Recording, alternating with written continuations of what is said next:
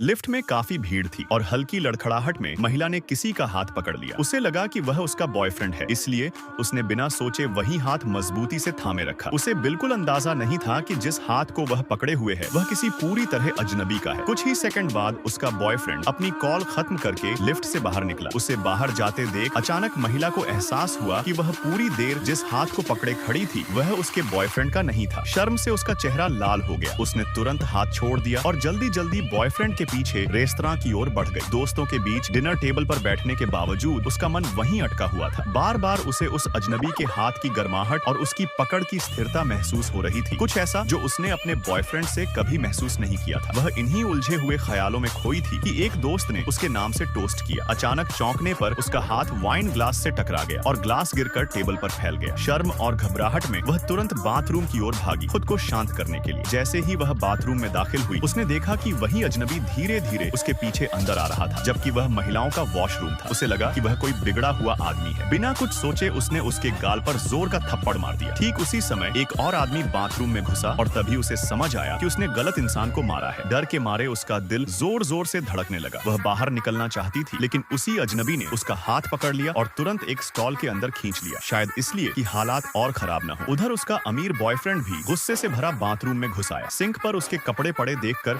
उसके दिमाग में सबसे बुरा ख्याल आया। उसी पल उसे लगा कि उसकी गर्लफ्रेंड ने उसके साथ धोखा किया।